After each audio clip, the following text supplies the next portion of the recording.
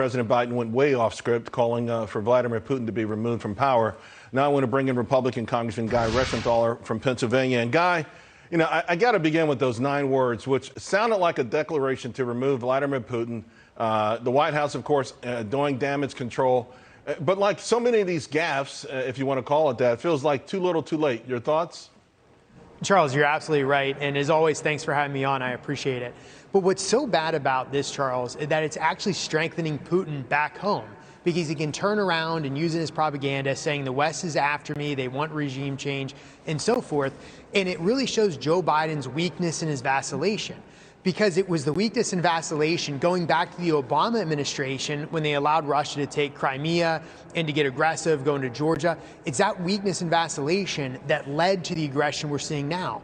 And instead of making sure, instead of being quiet about it, remember Teddy Roosevelt walk softly and carry a big stick? Instead of doing that, Biden is doing the worst of both worlds, where he's screaming at the Russians, yet he's doing nothing to get the MiG-29s from Poland into Ukraine. He's not sending enough Javelin missiles, Stinger missiles. We're not jamming the electronics of the Russian planes to, in essence, create a no-fly zone through electronic warfare. He's doing none of that, yet he's antagonizing the Russians. You know, it's all felt half-hearted, leading from behind. There is one thing, though, that this White House is very passionate about, and that's new taxes, right? So President Biden rolling out this spending plan. There's a so-called billionaire surcharge. But the thing that caught me by surprise was, you know, and no one's really talking about it, 28% corporate tax, 39.6% top individual rate. I want you to think about this. We put on the screen wages. These are wage gains that happened under President Trump when we cut taxes. And here's the thing. These are amazing wage gains, and they happen without inflation. So what happens if we take back the policies that triggered this great wage gains for the blue-collar worker? Well, exactly. We have a stagflation. You know, we've got to realize that there's only one way to increase revenue into the U.S. Treasury, and that's to grow the GDP. There's only 2 ways to grow the GDP. You either cut taxes, or you reduce regulation, or you do a combination of both of those. This budget and these proposals will do the exact opposite. But Charles, I think this is all a bunch of smoke and mirrors. I think Biden supporters know that this budget is not his true aim. This is really Joe Biden looking at those horrible polling numbers and saying that he's got to tack toward the center and away from the far left of his party.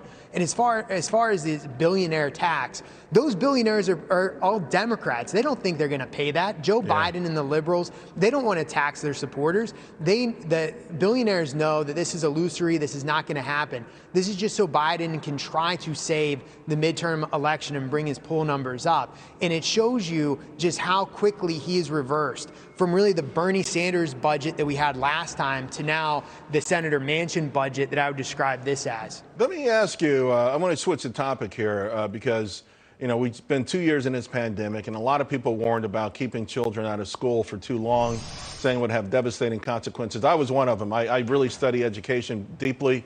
And I was seeing today in your state, two schools just kind of bore that whole thing out. And these are schools, by the way, that had resources. And the big question now is, now that we've set our children back so far, how do we get them back on track? Well, that's a good point. And what's so sad about this, Charles, is that it's the kids that needed school the most that didn't get it. So in the affluent communities, for example, the woke, super affluent parents were able to get pod schools for those kids to go into individual houses and get education. But if your parent worked at a diner, or your parent was busy drilling for natural gas in Western Pennsylvania, your kids didn't have that luxury. They had these shutdowns. Right. So the wealth gap has increased even more. But I think that now's the time for school choice. I think that parents see how badly public schools have been mismanaged, the special interests that are involved in education. And so now's the time for school choice. But we have fallen behind. And you know who hasn't in education? China. Yeah. It's a real threat. As they're a near-peer competitor, we are losing on a national security point of view when our kids aren't good at science, math, et cetera, and the Chinese are. You know, it's so heartbreaking. They use these slogans like, you know, teach girls the code, when the fact of the matter is we're not teaching anybody anything, and we're importing talent that we should be growing here in this country. Congressman Reschenthaler, thank you very much, Guy. Talk to you soon. Thank you, Charles. Take care. So over the